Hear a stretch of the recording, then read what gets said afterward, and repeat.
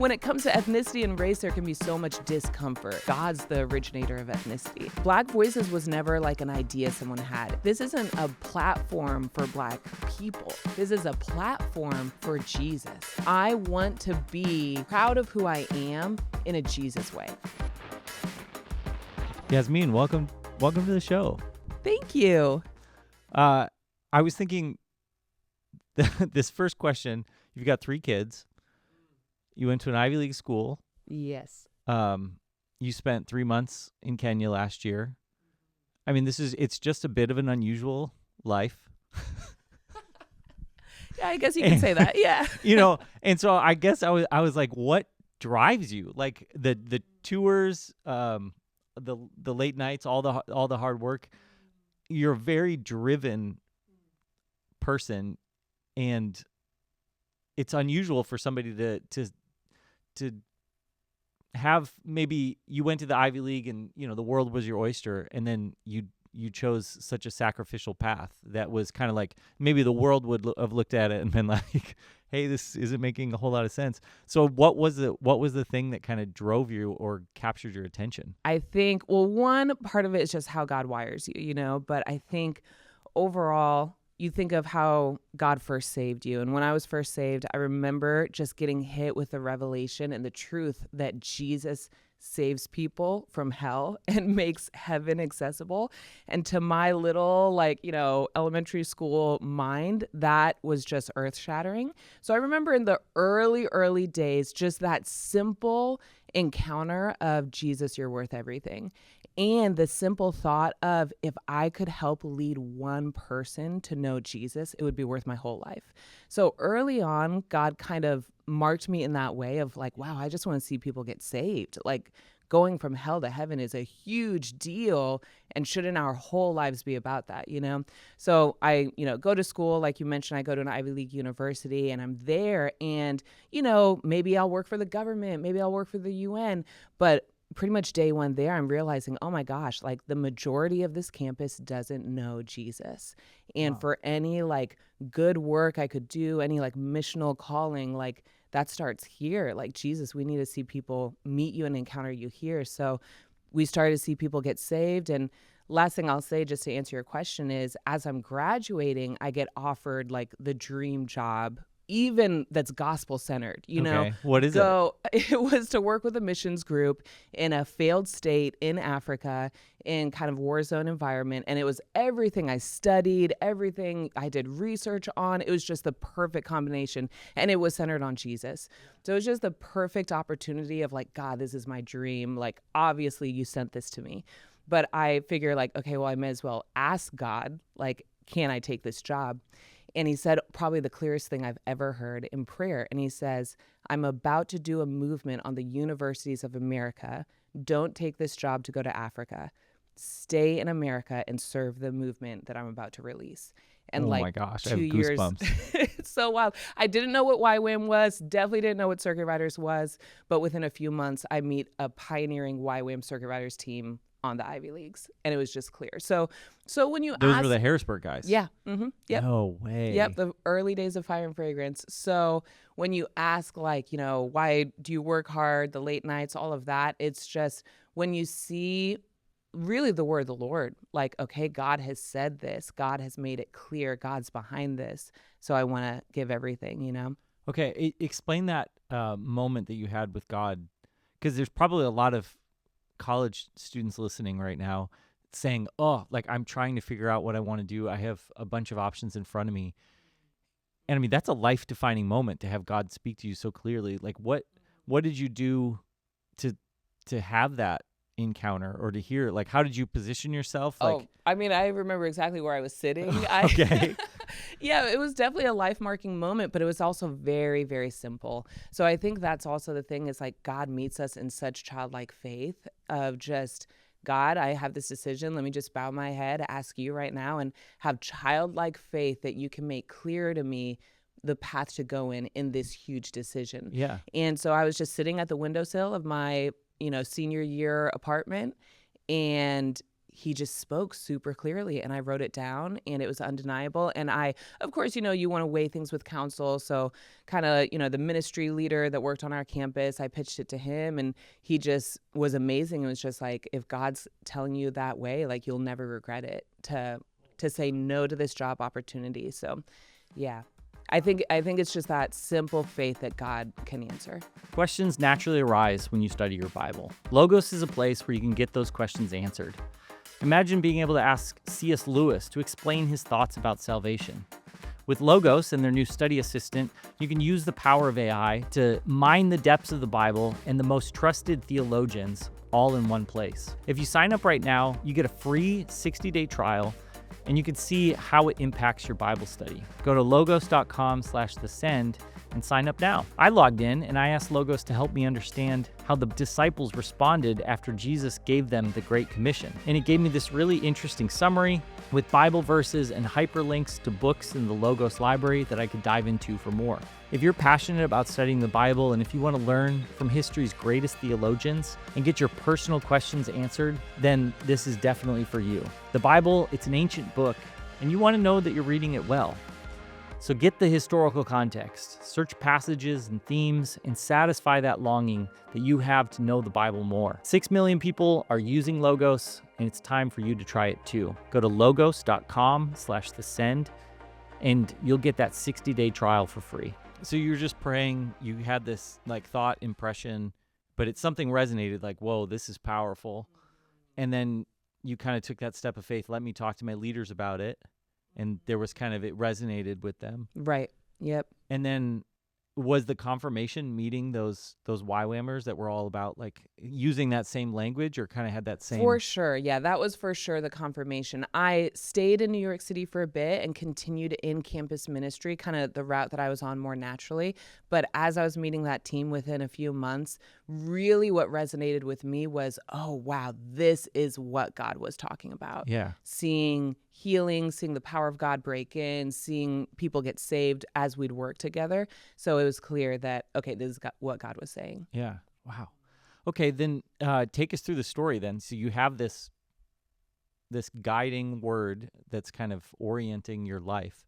And you've got these YWAMers that show up, and they kind of have the same dream. How does it unfold, and how do you partner with the thing that God told you? Totally. No, great question. I mean, looking back, because now I've been a part of missions for 13 years. So that was 13 years ago. So it must have been, a little bit. 2012? Yeah, exactly. Okay, that was same year that I joined. Okay, no way. Yeah. Graduated in 2011, and by 2012, I was in YWAM. So anyway, yeah, been a part of it for 13 years, and then Black Voices has just been the recent 4 years. So in that, kind of what the storyline looked like is, I joined the team. It's so clear, they've got this word to start reaching campuses all across America. I, at the time, because I lived and went to school in the Northeast, just felt so much faith for God. We want to see breakthrough in these Ivy Leagues across the Northeast. So we see God moving. But in the midst of all that, and across these 13 years, what I've realized about God is that he is just the master storyteller. So in the midst of us, doing our first tour of going to 60 campuses, and, maybe we saw 100 people commit their lives to Jesus. In the midst of all of that, God's doing a work in my heart. And I remember the first time kind of being met with okay, I'm going to drive to this other Ivy League university. I'm going to meet a team of students and staff, and I'm going to kind of pitch a vision, to say, can we come together, do an outreach at Cornell? And I remember getting in the car and having the thought in that moment, the very real thought of, I'm a Black woman, and realizing, okay, as I drive up to Cornell and as I meet with these leaders, these older men who are leading these ministries, who are probably mostly white, I remember the very real feeling of they might not care about what I have to say, which, interesting. Again, goes for anyone. But that element of they see me as a Black woman, and for whatever that means to them, they could receive what we're saying or not. And I really had to wrestle with the cultural baggage, the, potential misunderstandings people might have, and just say, okay, Lord, well, if you're saying to do this, I'm going to go for it. And however people want to receive, moments of vision casting and all of that is up to them. But I had to kind of overcome the obstacles of being a Black woman in missions. Yeah. And so is that kind of what maybe one of your earlier memories of kind of the seed of the idea for Black Voices? Like, honestly, the story is such a God story because for sure for me, because as a Black woman, it's a reality of every day, like I remember in 2019, the first send in Orlando. Was that 2019? I'm so bad with yeah, years, I know, but I'm so bad with years. I'm I pretty think sure that's right. right. But the first send in Orlando, the team asked me if I'd pray and kind of speak to vision for women in missions. And I remember the Lord just kind of arresting me a few weeks before and saying, I'm going to ask you to talk about what it's like to be a Black woman, in particular in missions. And I remember feeling this like, God, I don't want to talk about that. Like when it comes to ethnicity and race, there can be so much discomfort. And then especially for a minority, sometimes you want to just like, hey, let's just not talk about this, And now, God, you're asking me to talk about this with a huge audience. But I think what I found is, of course, ethnicity is like God's the originator of ethnicity. It's the Lord's topic, and he has a conversation that he wants to lead in it. So yeah, absolutely. For me, it was a story and a journey where God was really putting to rest the hesitations and the hindrances that you feel internally of, God, what if I'm not accepted? What if I, I'm going to this campus event and maybe if I was a white male, I'd be more received. The message would be more received. Yeah. And really, the Lord just had to deal with that and say, like, you have to have faith and you have to go regardless of how you feel like people are going to receive you. So with that, our team, the Carry the Love team, we start this campus tour, and every year a few more 100 universities we're gathering with, and we start to see, oh, wow, thousands of students are getting saved. Wow, people are getting healed. Buddhist students are saying like, wow, I'm risking being disowned by my family to follow Jesus. Muslims are like, I'm sitting with my husband as he's praying for a student named Muhammad who's getting filled with the Holy Spirit. Yeah. And Muhammad is saying, I can't deny Jesus is God and I want to follow Jesus. We just years and years of all of this breakthrough, in the midst of it, God speaks to Michael and I to do a kind of first pioneering trip to East Africa. A story starts to unfold there of equipping East African missionaries as well to reach their region. And in it all, God continues writing the story of what it looks like to be a Black minority missionary as well. Okay, we got to get back to how this story is going to unfold because I want to understand it all. But I guess help me understand. The Black community is definitely way underrepresented in missions. Do you understand why? Oh, yeah. Yeah, no, that's a great question for sure. Yeah, you'll see the statistic in a number of areas. I know Christianity Today had written on it a few years ago of under 1%, maybe sometimes people will say under 2% of the American missions movement. Less than 2% is Black. Yeah. And you'd expect it to be... I mean, the hope would be that it would be similar to the representation of America, that the population in America, that the missions movement would reflect the same demographics of America, Which is 10% or something? Yeah, I think about somewhere between 10, 15% of the population of America. Yeah.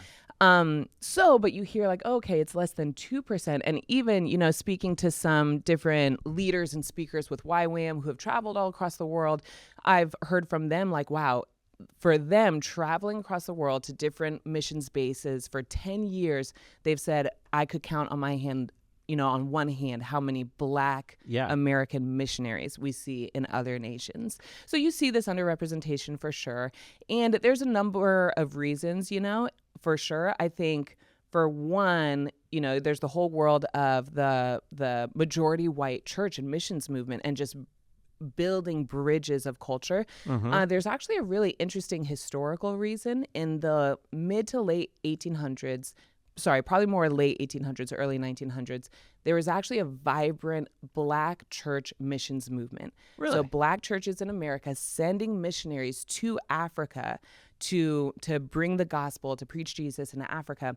And what you actually saw was a lot of the colonial powers, that was a threat to colonial powers, to see a Black American missionary land in their area and bringing the gospel to the Black African population in some of those nations. So what you actually saw was a lot of the colonial powers intentionally marginalizing and in many cases actually executing, persecuting No way. Black American missionaries, Whoa. late 1800s, early 1900s. So then you've got these boards of churches back in America saying, what do we do with this? How do we fight this? And then eventually the turn to say, okay, our missions field, we're not going to be concerned about sending missionaries to another nation.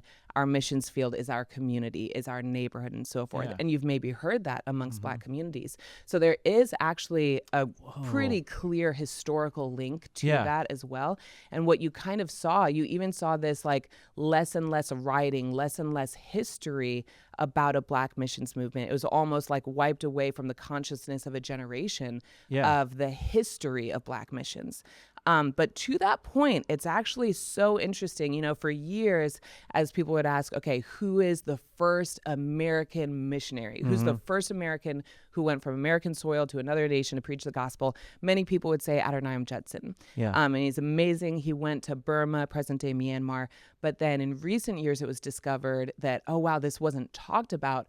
But actually, there's a missionary that went about 30 years before Adoniram, and he was a Black slave that was freed named George Lyle, went to Jamaica, was technically the first missionary to go to another nation to preach the gospel, saw 8,000 saved.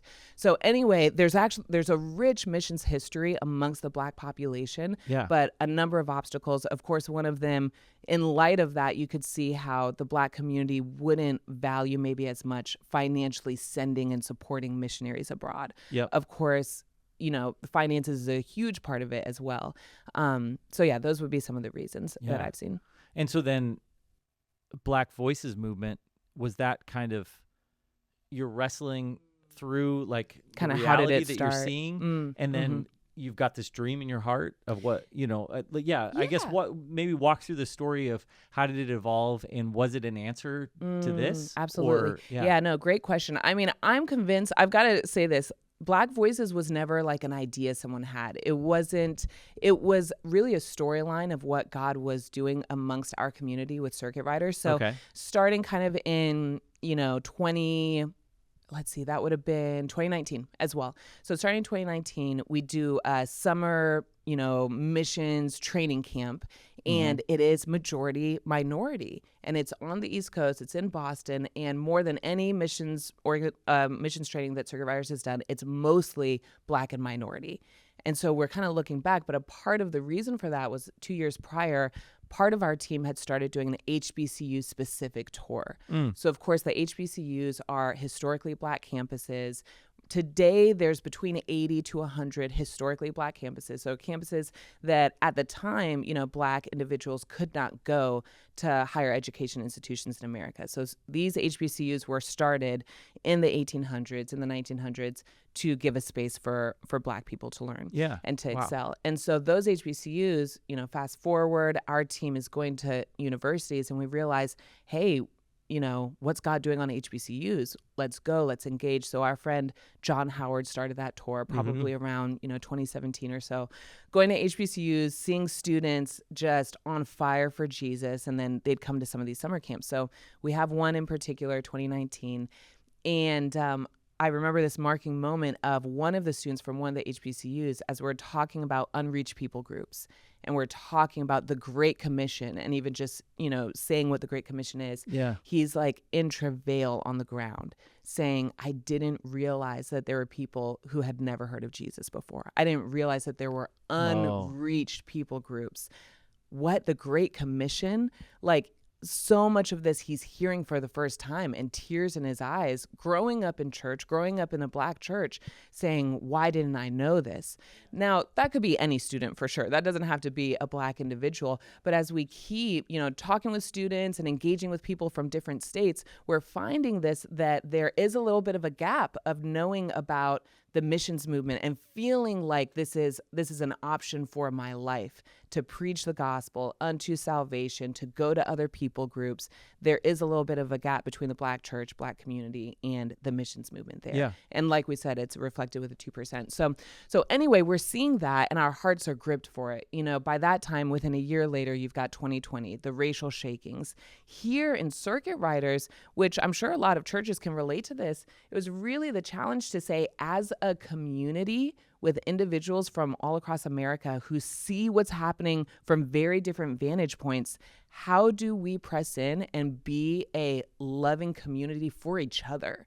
Like for all of the Black and minority students and staff here who are in pain, who are grieving over what's happening, how do we create a space? So, 2020, we're really leaning into that. And, amongst the leadership of Circuit Riders, there was really this compassion and empathy to say, we're not just going to move from this topic. We want to gain the heart of God. We start researching, we start really intentionally learning more about the topic of racial inequality and racism and so forth. Yeah. Knowing, of course, that there are a ton of voices saying unbiblical things. Okay. Yeah. For example, critical race theory, Yeah. where it pegs a people group as the oppressor. And Yeah. obviously that's not taking into account the cross and Jesus, Yeah. where there's total forgiveness for even the worst sins, racism being one of them. So, we're doing research. I'm kind of just speeding through this. Yeah, no, if this that's is fine really with you. fascinating. I'm tracking By the with you. time we hit 2021, it's Black History Month, February, and we, the world's still on lockdown, everything's being live streamed. So we say, okay, we're going to do a series of our Monday night services, and we're going to address racism and pride and prejudice, and we're going to really talk about this. And what was amazing was it was really owned from the top of Circuit Riders. It was really a passion point of the main leadership here. Yeah. So what's so interesting about us doing those live streams, our whole Circuit Riders community, we're watching it in our homes and in our living rooms all together as missionaries, and the Holy Spirit was invading these living rooms. Really? And people are on the ground in tears. People are realizing and confessing to each other like, man, I'm realizing I've had racism in my heart. Man, Whoa. To be honest, my family has carried this value, and I see how it's been in my own mindset. Hispanics are saying, I realize I've had self-hatred about being a Hispanic, and I've tried to assimilate into white American culture. You've got, we have our staff chat of maybe, 150, 200 staff at the time. And you've got Korean Americans saying, I'm going to change my name back to my original Korean name here. Let's go. Black Americans changing their kind of like whitewashed American like name back to their original, more culturally Black name in the chat. So across the board. That's so cool. It's awesome. It's awesome. And we're watching it. And this was going on for days. Yeah. For days and days. And it really was a God encounter. It was like the Lord was doing in our community what no person could try to do. Right. He was exposing things in people's heart. He was bringing forward a tenderness that was so clearly God initiated. So then we're at the end of February, and it's like, okay, Black History Month is over. What do we do now? Like God encountered our whole community. What do we do next? So the idea was pitched like, God is on this topic, and we're coming out of the shakings of 2020. What does God want to do? So we just said, hey, let's invite, of this whole network of young Black individuals and leaders we know across campuses, let's invite several over to have a weekend of encounter here in Huntington Beach. So we just really raw grassroots, and within 2 weeks notice 50 students fly out to Huntington Beach from all across America. And it's like the encounter that was happening in our living rooms increased in that tent that we were meeting in for that weekend. So just people powerfully encountered by God and really coming into an awakening of what God was calling them to be a voice for the gospel. So, that pours into more encounter with our team. And by the end of it, again, we're like, do we just stop here? What do we do? And at that point, it was clear God's releasing something. Yeah. Okay. I see hidden in this like such a fascinating, I don't want to call it, it's not a formula for how change happens, but it's like the blueprints. So, there's like the original seed of a dream that God gave you. And so you lean into it, and you're like, I don't know, but I see an open door with this community, and you start taking steps of faithfulness, and you just make sure you're part of it. Because you're young, you're not connected to everything, and so you just want to get involved in the mix, and then you follow. You're kind of in that space. You see needs. You see this thing that's like resonating in your heart. You're like, this is a real need. There is underrepresentation in the Black community. I'm here. I'm seeing it, and then there's kind of like you're paying attention, and there's a moment where it's like, okay, let's put a spotlight on this, and let's just give God the opportunity to move people's hearts. And it wasn't a strategy.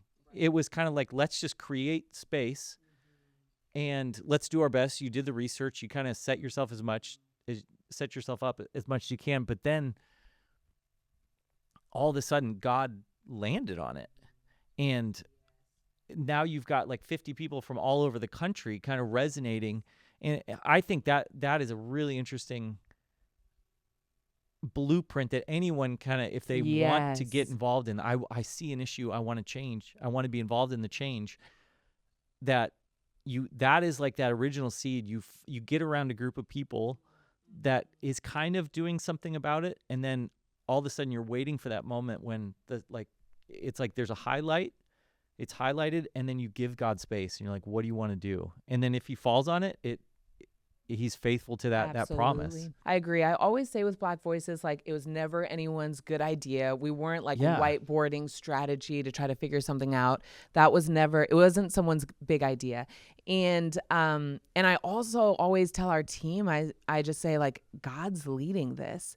And that's really how we try to go about it year in and year out, is if this is God, he's going to do it. Yeah. And just like you're saying, for me personally and for so much of our team, the journey has been, we're just committed to Jesus. I mean, more than being like ethnocentric of like, this is all about Black people, it's like Jesus died for the nations, and he absolutely loves the Black community, and he absolutely loves every single, community. Yeah. And so much of the heart is saying, we're going to be focused on Jesus. And as he breaks our heart for a people group, as he gives us opportunity to be intentional to reach them, and as he shows us clearly that it's him that's moving, we're going to follow him. I want to personally invite you to come to the Send Conference. We're gathering for 2.5 days to encounter Jesus, gain clarity on our purpose, and actually live our faith outwardly. Not just inspiration, but real activation. Thousands of believers are coming July 23rd to the 25th, 2026 at the Anaheim Convention Center. If you've been wanting to anchor your year in Jesus and step into what God is calling you to, or if you're living missionally and you're ready to go to the next level, this is for you. Join Francis Chan, Christine Kane, Andy Bird, Carrie Job, Circle Rider Music, and Jesus Image Worship. Everybody's going to be there, and I'd love to see you there too. Registration link is going to be in the show notes. Check it out. How did you guys, like, I went through some of the videos on the Instagram page. I mean, unbelievable articulation for celebrating the Black voices and the Black contribution, but then also saying, let's make it centered on the cross. And I don't know, it's like this beautiful mix that feels, you watch it and you're like, oh, this is so well done. Wow, praise God.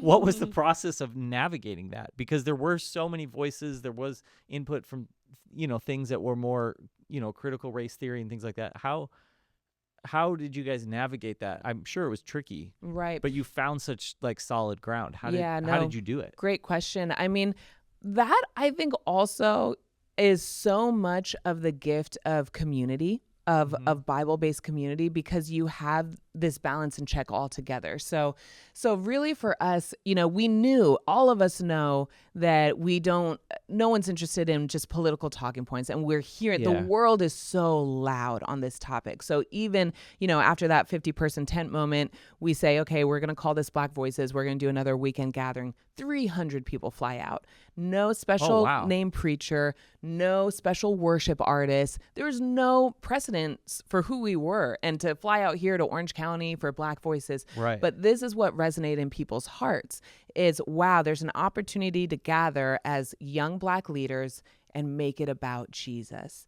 And so really what we're seeing is this is a desire in the heart of the generation to say, all of the talking points of the world, of society, of politics, which may have some truth in it, but Yeah. when it's lacking Jesus and when it's lacking the way of Jesus, like the Sermon on the Mount, like Yeah. the meek shall inherit the earth, like all of the principles of what the kingdom are, there's this hunger in young people to say, I want to be proud of who I am in a Jesus way. Yeah. I want to be empowered and equipped and called in Jesus's way. So, you mentioned how does our social media reflect that and everything? I think for our team, it was actually really important to make that distinction. Yeah. And it was important to say, this isn't a platform for Black people. This is a platform for Jesus. Yeah. And more than, Black voices being a showcase for Black voices. Yeah. This is a space to missionally reach and equip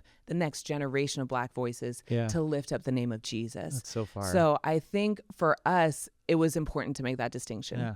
Okay, but tell me, how did the message evolve? Because I'm sure when the 50 showed up, it wasn't quite as articulated as it was now.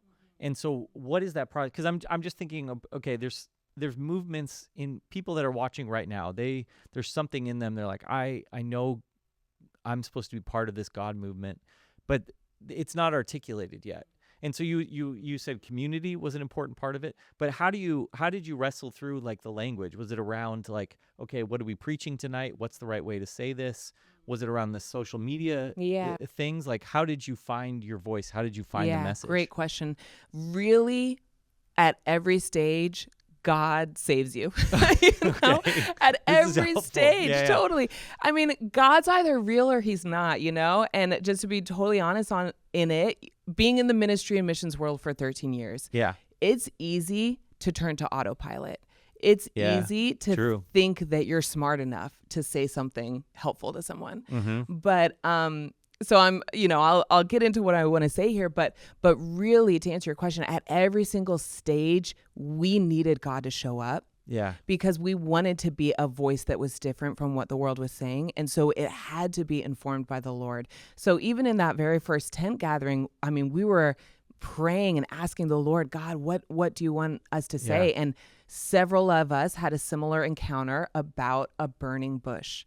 And it became clear one of the pillars of the message is going to be the life and the journey of Moses. That, he saw injustice, was willing to call it out, and even rose up in his own strength, kills the Egyptian man and finds that didn't solve the problem. Yeah.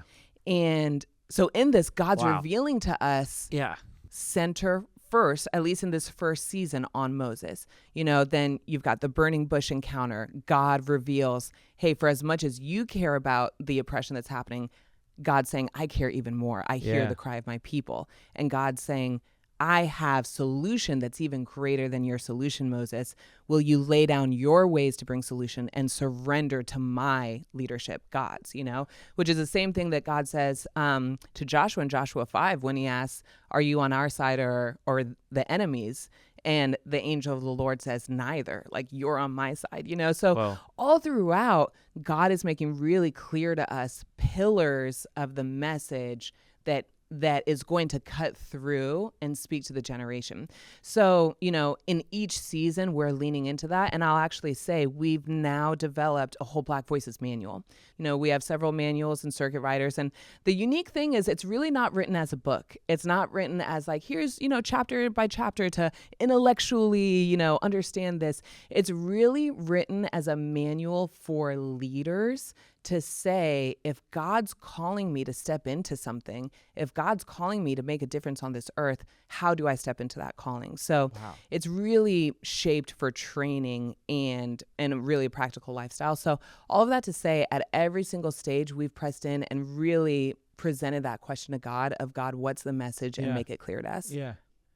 So you're saying God really does care about the details, and if you seek him in detail, he will answer. Yes, absolutely. And I think you have to have that desperation. Again, the Sermon on the Mount, those who hunger and thirst for righteousness will be filled. You have to have that desperation to say, God, we can't help people. Like, we're not the saviors here. Yeah, yeah, yeah. Like, I have nothing to offer anyone. Even that same point of like, okay, wow, when we first meet Jesus, we realize, man, he takes souls from hell to heaven. And to say, I can't do that. Yeah, yeah. So there's got to be a healthy, like, not being impressed by yourself and desperation for God to speak. To your point of like, how do you see something like this move forward? That just requires pounding on heaven and saying, Yeah. God, you've got to meet us. Yeah. And then knowing and believing that he will. Okay, I just have a sense like somebody watching, listening right now, their heart is burning. They're like, I was born for this. And what would you say, like, what tips would you give them to maybe position themselves for that burning bush encounter? Like, what are the things that they should be focusing on building their character, or, maybe they're concerned like, man, am I a good enough speaker, or do I have what it takes to launch something like this? But I don't know, looking at your own journey, what were the lessons that you might give to them to say, hey, if you feel like God has given you a dream or something, this is what I would focus on. Wow. Yeah, absolutely. I mean, the main thing I would say to anyone across the board, minority or not, just Yeah. anyone listening here, is nothing can replace a hunger for God. And, there's so much out in the world to like equip you as a leader and leadership training. And, we do all of those things and they're all good, but there's nothing that can replace raw God encounter. And, even in that story of Moses, it's like, that's the whole point is God's like, Moses, you can't do this. Like, Yeah. Moses, I'm sorry, you don't have what it takes. But God's like, but I do. And if you would just surrender to me. So my encouragement to anyone listening who knows that there's a calling on their life is let yourself get so hungry for God. Just let go of the trappings of the world. Let go even of the trappings of ministry. Again, Okay, it's yeah. so easy in ministry to get into autopilot. So I guess what I'm saying is like, it's not so much a matter of like, what are my outward actions? It's really a matter of what's the state of my heart. Am I desperate for God? Yeah. Do I think that I have something to help people? Or am I really in a brokenhearted, contrite, meek place to say, God, I have nothing unless you show up? Get to that brokenhearted place where there's a real crying out to the Lord, because that is what God answers. And even again, in the story of Moses, Moses had to be taken way out to a point of the desert, to the point of like disillusionment with his own solutions almost. Yeah. To be in a place where God could encounter him. Yeah. So really what I want to say is you need God to encounter you. You need a reliance on his word. For me, when I look over my life, I think of that moment when I'm graduating from college, when the Lord speaks. Nothing can replace the voice of the Lord and the word of the Lord in your life. Yeah. And so as God speaks, like, have a real reverence for that and believe it, and like put all your eggs in one basket on that, like I'm betting completely on what he told me, and he will follow through. And even if what I'm doing looks upside down to the rest of the world, like you. Totally. Yes. And God's encountered me about that. Missions, graduating from an Ivy League university and then doing missions is not really, the world's route. But God encountered me. I remembered this when I was first stepping into college ministry. The Lord showed me this picture of the globe, and he showed me people walking around just like drenched in gold. This is just a simple like prayer moment, getting a picture in prayer. And he just said, people who commit their lives to preaching the gospel, this is how I see them. Like, the world might not have a high regard for people who are committing to be voices for the gospel, but the Lord was saying to me in that moment, but I do. Yeah. And so who are you going to bank on, what the world thinks or what I think? So my encouragement to any young person or anyone is God's got your back. And as you get desperate for him and you say like, God, I'm going to throw myself at the word of the Lord over my life, he is going to come through. Yeah. Oh gosh, that's so good. I mean, I'll throw one caveat because I think it's often misunderstood, but it's not that your other call in that job, it was that wasn't God's plan for you. God actually fulfilled it in a whole different way. Yeah. And so there's some people that are called to get the job at the hospital, the government, to be a teacher. Being a full-time gospel missionary is not the only way to carry the gospel. I just underline it we've because gotta it's say such a that. misconception Yes. in current culture. But there's nothing that replaces that I heard for myself. Like, I know God has a DNA and a design and a calling for me, and I've pressed in enough, and I know I'm not just on some generic cookie cutter American dream, get the job, buy the house, rinse and repeat sort of thing. It's like there's an Yes. adventure for me. Yes. Oh, absolutely. And I mean, it's the Great Commission. The Lord tells us, one, to go and preach the gospel to all nations and to go and make disciples. So if I'm just kind of plugging into like the system of doing church, you've really got to ask yourself, am I answering the Lord's, just even aside from, feeling like he's spoken to me, just in the word, in scripture, am I answering his call to make disciples? Yeah, that's good. Okay, tell me, like, what's happening now with Black Voices? Like, you're 13 years in. It was just that seed of an idea, but now it's grown into like a whole thing. And kind of what are you seeing? Absolutely. What are you seeing now, and what are you seeing in the future? Yeah, great question. Yeah, Black Voices, we're not 13 years in, we're 4 years in. Right, So we're still like just past toddler stage a little bit. But yeah, in terms of what we're seeing, I mean, I mentioned we had that first gathering, 300 people. And then from there, it really became clear, okay, this all began at the HBCUs, and we're going to continue. And that's really, Jesus says in Matthew 9, the harvest is plentiful, but the laborers are few. And we're seeing that real time when we look at the missions movement in America. Yeah. Okay, the harvest is plentiful, but wow, Black missionaries, there's less than 2%. So really for us, it became clear of God's given us a harvest field, and it's Gen Z, it's the next generation.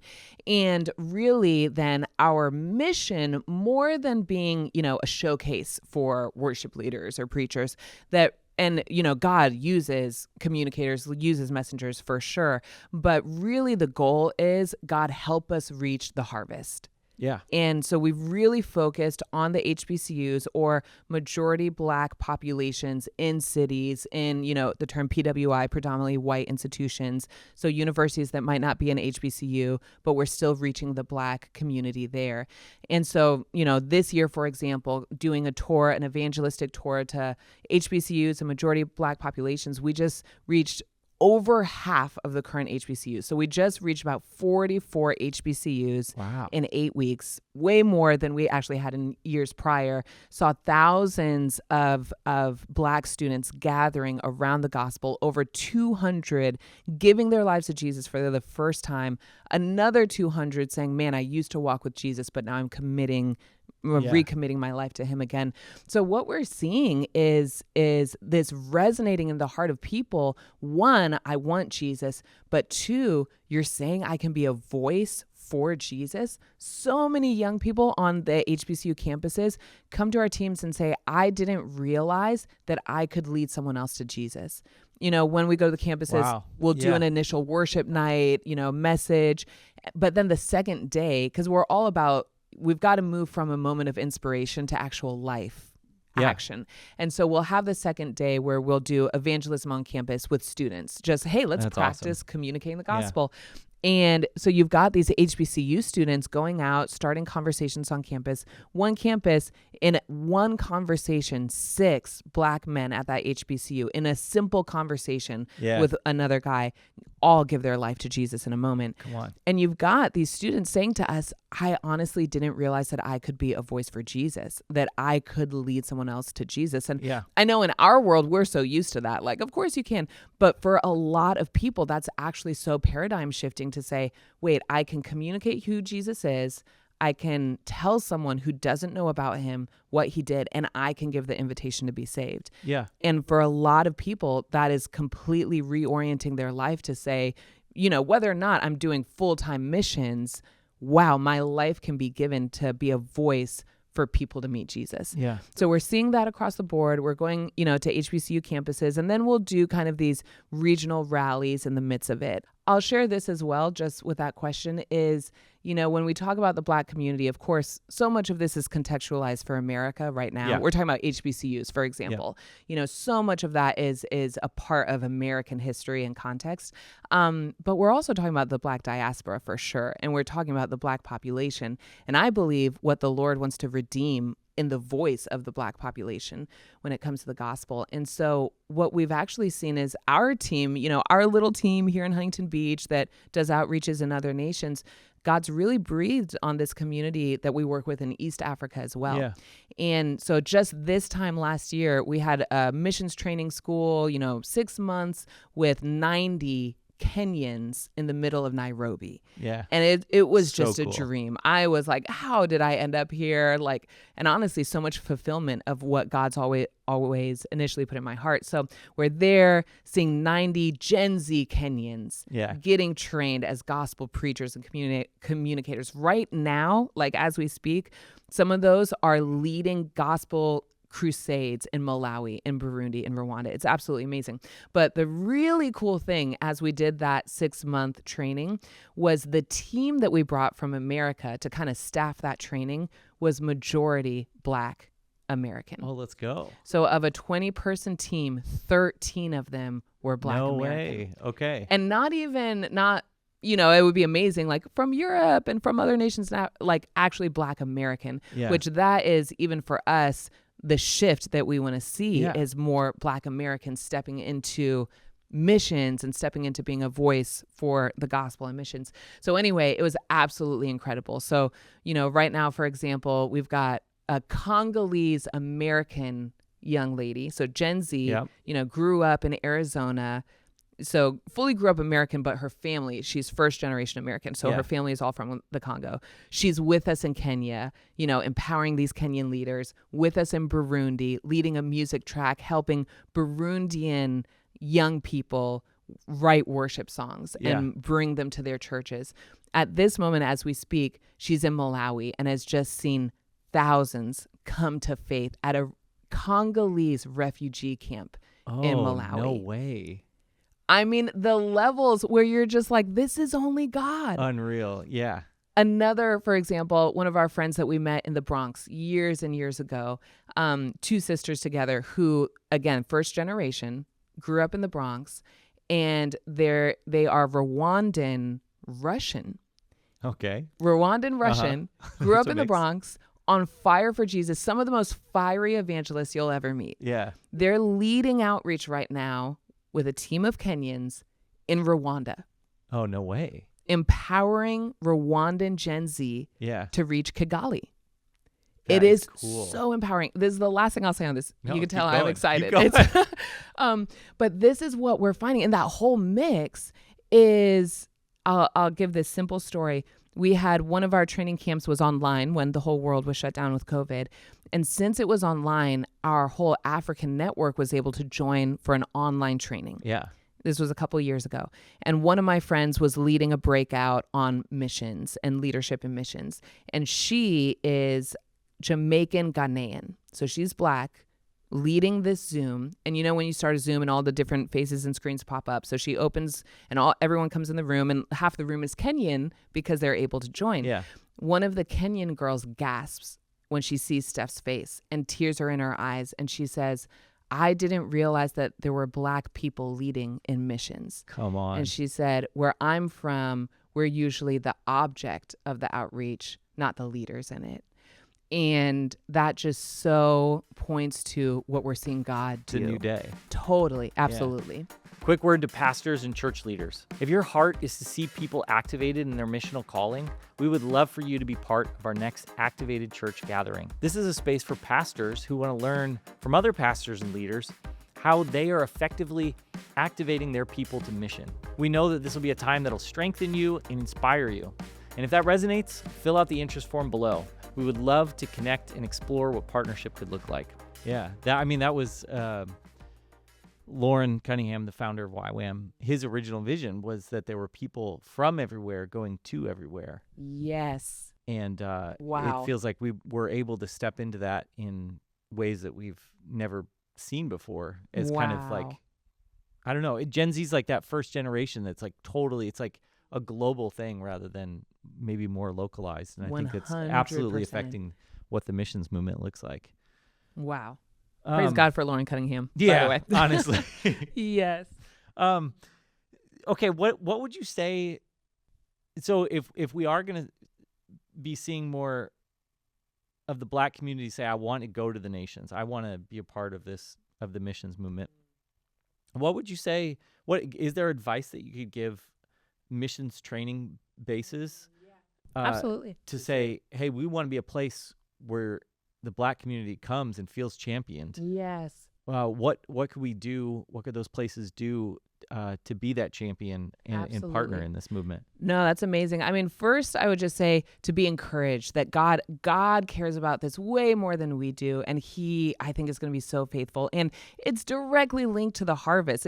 Jesus literally says, the harvest is plentiful, the laborers are few. So I realized that wow, how much of different people groups are going to be reached if we're not equipping laborers from those people groups. Yeah. So main point there, just rooting in the faith that God cares about this. But the more kind of just straightforward thing, honestly, that I would say as well is the top leadership has to completely own this. And, we've had communities ask us, can we do a training and so forth?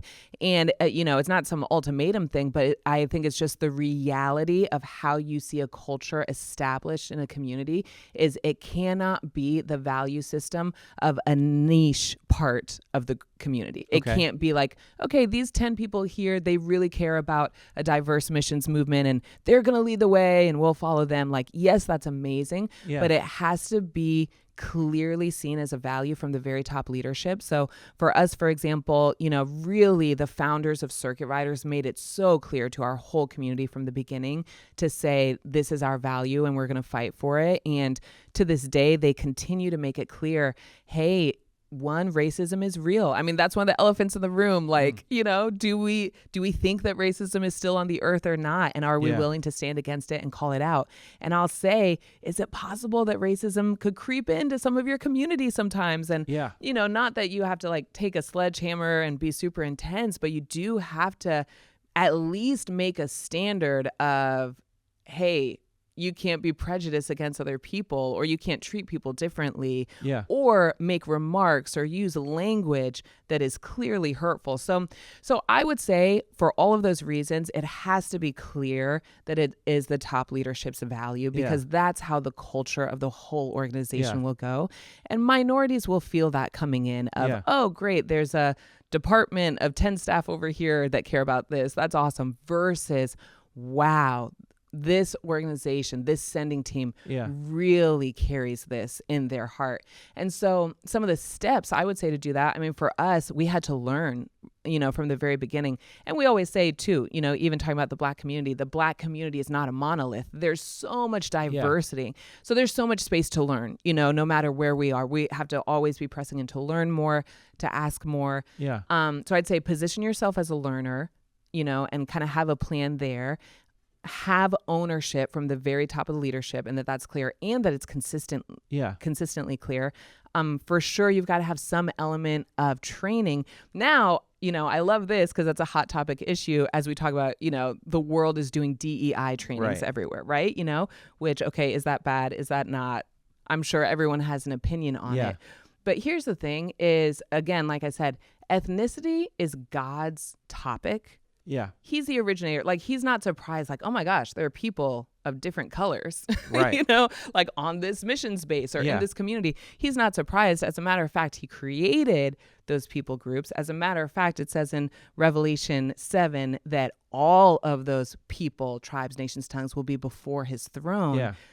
I love even the example that in Acts 2, the inauguration of the early church, and the first moment the Holy Spirit pours out at Pentecost, that the Lord decides to do it in a way of distinct languages of different people groups. Yeah. That all of the God-fearing Jews in the area, they say, I'm hearing the wonders of the Lord declared in my own language. Yeah. So there's this, you've got to understand, you've got to be willing to say, we can address diversity and ethnicity and not be scared of being associated with a certain political group or a DEI thing or what the world's doing, and really root on the picture of the harvest and how God reaches the harvest. Yeah. I'll just mention as well, John 4, the Samaritan woman, Jesus, a Jew, goes to a Samaritan woman that would have been so problematic in that day, equips her, encounters her with love, with mercy, equips her as a voice. And then she goes and sees a whole Samaritan town emptied and encountering Jesus. Yeah. So there's such a biblical case for ethnic specific ministry. Yeah. Obviously, we're not saying you have to be a certain ethnicity by any means to reach an ethnicity. Paul, a Jew, reached the Gentiles. Right. But we are saying there's a place to say, let's empower and equip some people who will be effective to reach this people group. Yeah, 100%. One simple example I want to give is, we were on tour at NCAT, an HBCU in Greensboro, where my family is from. And one of the young men that we were with, 22 at the time, Morehouse graduate, fiery preacher of the gospel, they do their initial event, people encounter Jesus. That's amazing. The team is still on the campus a day later, but he's just gripped with, there's still thousands of students on this campus. Yeah. Like, God, we want to see more than just a few encountering you. So he, in the middle of the 3-story student union at NCAT, sees if he can get a microphone and a speaker. Okay. And in the center of the student union, he has a couple minutes before he's going to get shut down by the authorities. And he just starts preaching the gospel. Okay, and he's just saying, like many of you maybe grew up in the church and maybe you're familiar with Jesus, but let me tell you about what he did for you and you're forgiven of your sins, et cetera, et cetera. And he says, if you want to give your life to Jesus, I'm going to tell you before they take this mic away from me to run to me right now. And all the way up to the 3rd floor, people are leaning over the balcony. This is at an HBCU, leaning over the balcony and start running down. No way. And that whole team starts leading people to Jesus. Absolutely incredible. Now, I want to ask you, would that be as an effective with a majority white team? Yeah, totally. It may have had, maybe, I don't know, let's try it, but it may have had a little bit of a different receptance or acceptance in an HBCU context. Yeah. So being able to, you need both, 100%. And so I think, a lot of communities are concerned of, okay, if we go into this topic, do we sound like too much of the world? Is this really biblical? But honestly, just lean in a little bit to the Bible and you see it written all over. I mean, not to mention how many times you see Africa written of and African leaders all throughout the word. So that would be my encouragement to communities that want to make this shift is learn, don't be afraid of engaging this topic, and even just ask yourself the simple question of like, are there any Black young people or Black leaders in my community? And if there are, ask them, would they be willing to invite others here? Just have some of those initial conversations. Could you, maybe just go a little bit more rated R. Because I think most missions community would be like the whole reason why we're here is we want to reach ethnicities, and they don't maybe think that racism is a problem and things like that.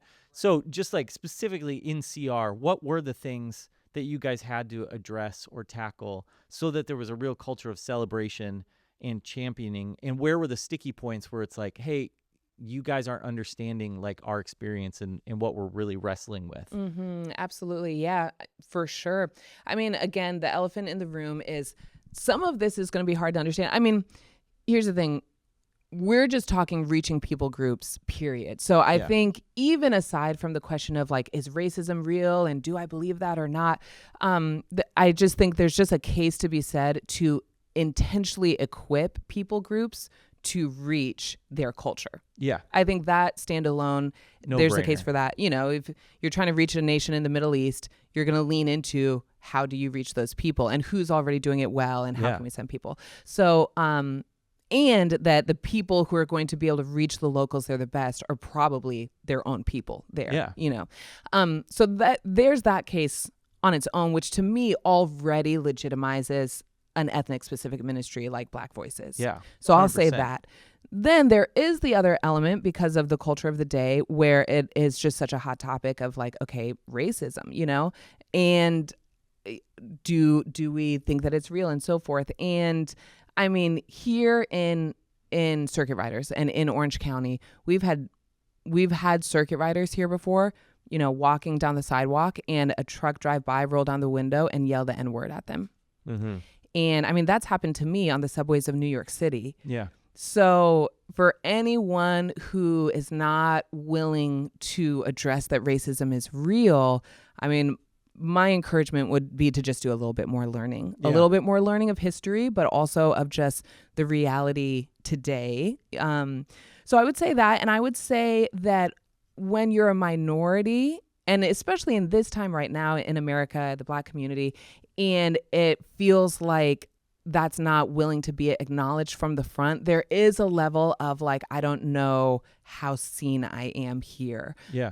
Not that, racism has to be talked about from the front on a regular basis, but, when things are happening in the news, that whether or not people see it from different vantage points, there's not at least a leaning into of like, hey, Black community that's a part of our community, how are you doing? Okay. When there's not a compassion and empathy to listen and to seek out and learn from that part of the community, that's where people feel like, I don't know that this is really home for me. I don't know that this is really someplace that I'm accepted and can be seen. So when the leaders kind of have a feeling like, oh man, they're aware of maybe my needs, my perspective, how I'm feeling, and they're addressing it, they're making it part of like the conversation and the culture, that makes them feel like, oh, I'm a part of the family, rather than just like.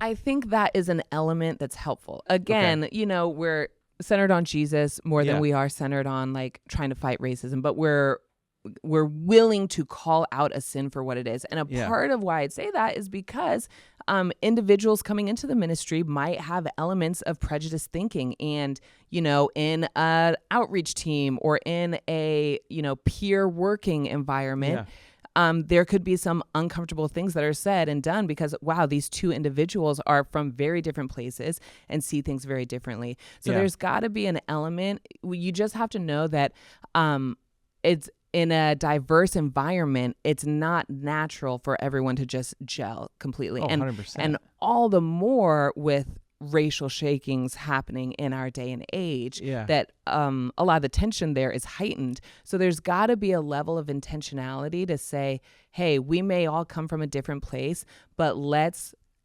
go forward at least with the statement that racism is bad, and any level of showing prejudice or racism in the community won't be tolerated. Just simple standards like that. So maybe if you would encourage the leaders from the top just to have some of those conversations and be like, hey, what is your experience like? Are there any things that make you feel like your ethnicity or your culture is not celebrated, or anything that makes you feel uncomfortable? That might be a good first step. Absolutely. Yep. Definitely a great first step. And to hear that, and then to be willing to implement, what would be needed to create, what Martin Luther King called a beloved community, and a community where people feel not just like, okay, issues are just kind of swept under the rug. He mentions the scripture where Jesus says, I haven't come to bring peace, but to bring a sword. And it feels so like, Jesus, what are you saying? But it's so amazing how Martin Luther King breaks down that scripture, and he says, really, of course, Jesus is the Prince of Peace, but what he's saying is there can be this negative peace sometimes of there's unspoken hostilities, there's unspoken frustrations with each other. There's not a shalom here. There's not a we agree, we're on the same team, we've got each other's back. So it's kind of this negative piece. And Martin Luther King just explains there, we've got to fight to be a beloved community where that shalom, that love, that even love for an enemy is clear. Even if you're on the separate side of the political aisle, I love you because you're created in God's image. Jesus died for you, and I want to know you more. So that's kind of what I'm saying there. Maybe more than like, okay, we're addressing these topics. It's digging into what's needed for a minority to come in and say, oh, this isn't a negative peace situation. This isn't a like, okay, everything's kind of hush hush and swept under the rug of like, okay, there was this, shaking going on in culture, but nothing is said about it Yeah. in any level of the community. Right. I would say something like that would be a kind of negative piece of like, hey, let's not address this at all, versus we're leaning in to say, okay, how are our friends feeling and doing? Yeah. Yeah. Well, that's good. And I guess, so in Kona, we've got this whole Pacific Island culture that we're really, enmeshed with. And the things that I've learned about like the value for family and community and honoring people and the protocols they do to welcome people in, very different from how I grew up, but such like a needed ingredient that I needed to learn from them. So what would be like when you look at your Black Voices when you look at the Black Voices movement, don't want to say it's just yours, but when you look at that and when you look at the Black community in the missions movement, what do you think is that, like, some of those special ingredients that they're bringing to the table? Oh yeah. Yeah, absolutely. I mean, it's so interesting how God moves through culture. And for sure, I mean, generally I would say like the Black community is more of a warmer culture Yeah. than other, more kind of Western based initial communities. And so there's absolutely an element of family. There's absolutely an element of celebration, of music, of creativity. Of course, these are all big generalizations. It's not saying, that is exclusive by any means to the Black community, but there's an element for sure of family and celebration and, having a kickback, having a cookout and enjoying each other's company and digging deep. And so, I mean, that is such a generalization for sure. Sorry, yeah. I mean, that can be a part of any community. But I will say that when I think of this whole storyline of what's been the most rewarding piece of seeing God unfold all of this, absolutely there's the element of individuals' salvation and encounter and this person's story and that person's.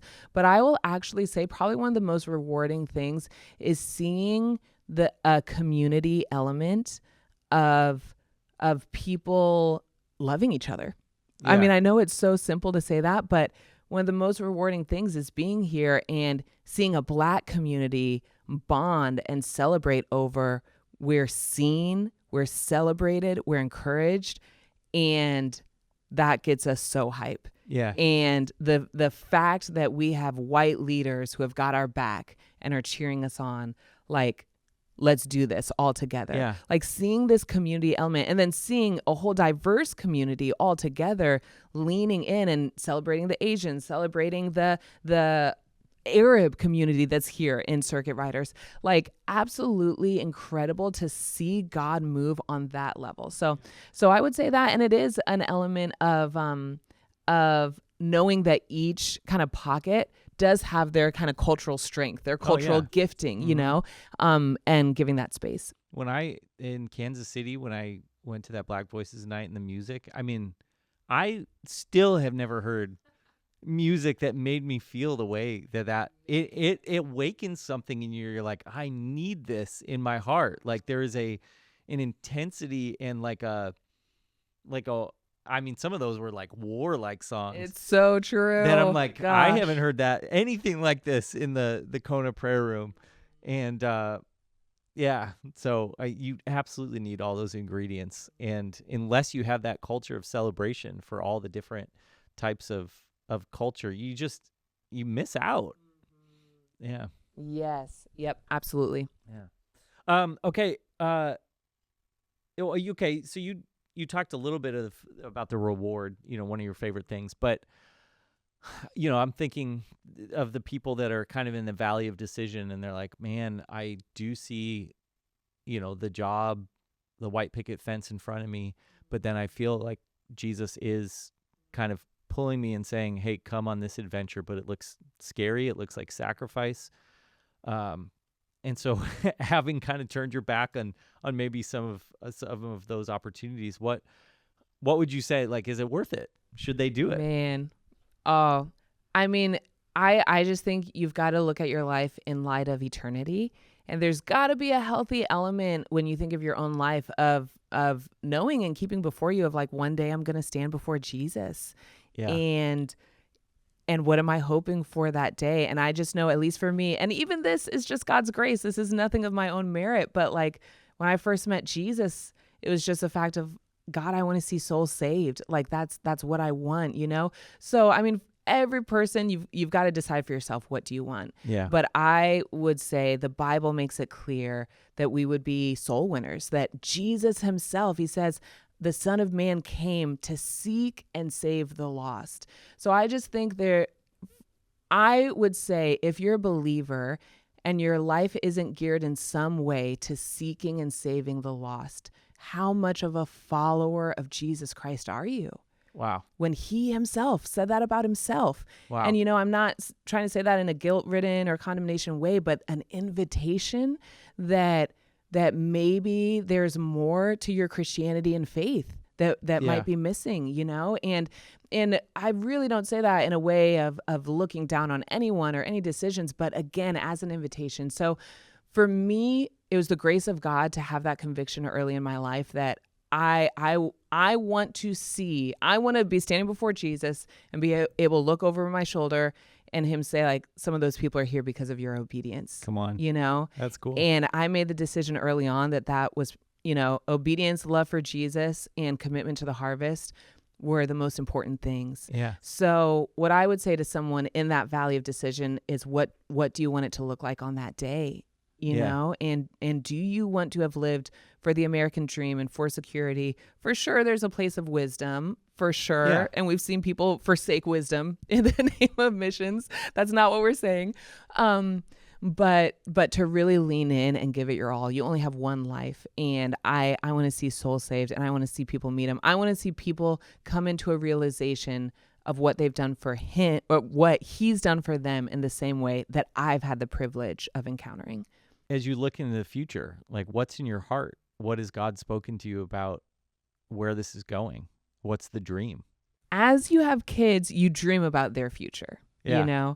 And recently I was in a prayer time with a friend, and we both felt this sense of like, man, our kids will have a different reality. And even on the topic of injustices, what if, a generation or two down the line, they don't even have to wrestle with some of the injustices that we're facing and fighting against now? Yeah. What if the element of the awakening of the church and the shalom within the body and the shalom within the missions movement of, we really are a beloved community. Asian sister over there, American Indian brother over there, you are such a needed voice in the harvest. Yes. That I'm going to sacrifice things of my own so that your voice can be elevated, that is so much a norm in the church and the missions movement. So really, there's so many like visions in that sense, to see the Lord do. In the immediate next step, I want to see that percentage shifted, that, come on. There's less than 2% Black missionaries in America. That's only a snapshot, honestly, of what we're believing for. Yeah. Traditional missions in that way is very specific, but I want to see more. I want to see more of this experience of going to Kenya, and the majority of our team is Black American. Yeah. So I would say for sure more Black young people in the missions movement, that it's normal to go to a base and see, oh, wow, there's at least 20% of this base, which I will say, by the grace of God, Circuit Riders right now is at about 15% of our community is Black right now. We've got about awesome. 50 Black staff. And of course, it's not all about the statistics. It's about the real quality of like, what is God doing here? Yeah. But I want to see that more. And, it's so funny because diversity can be such a empty word sometimes of like, really, what do you mean? Right. But I think in this whole journey, I'm finding more the beauty of God's church and the beauty of God. You intended all nations to be celebrated. So I know that's a really big picture, but very specifically want to see more Black missionaries, want to see more African missionaries embraced all across the globe and sent all across the globe. And man, I'm excited to see more and more of a movement of Arab voices. Yeah, come on. What's that going to look like when we're starting to see Middle Eastern Arab? We're already seeing it in so many ways, but more and more voices for the gospel coming out of the Middle East, Yep. So yeah, those are some of the things that I would say. Well then, okay. So I know that there's some people listening. They're like, okay, I want to go. Where would you? How does a young Black person get involved? Like, where do they get more training? Where can they be sent? What would be Absolutely. your top recommendations? For sure, look up Circuit Riders, Black Voices. We're here. You know, I'm an East Coast girl. It was never my dream to be in West Coast, but being here by the beach isn't bad. So you know, we have a 6-month training module here. So it's with the whole group of Circuit Riders, but Black Voices is a specific focus. So you can come join our Black Voices team for a whole 6 months, kind of take a gap season to just commit to the Lord, of Bible study, of leaning in, of prayer, and also diving into some of these topics that you heard about in our conversation. So that would be the first, is come join our community. I'd also say a good friend of ours who is also with you, Brian Williams, in Columbus, Ohio, that is taking on some of the same issues, doing a lot of local outreach to the inner city. They'll also be sending teams to other nations as well. So I think, you know, there's a whole list that I would go through, but would encourage them. We can put them all in the show notes. But that was fascinating. That was like so many good principles about how to steward, you know, the word that the Lord gives you, and then just your faith and vision of what God's doing in the Black communities. So inspiring. Wow. Thank you so much. Yeah. This Thanks, is awesome. Yas.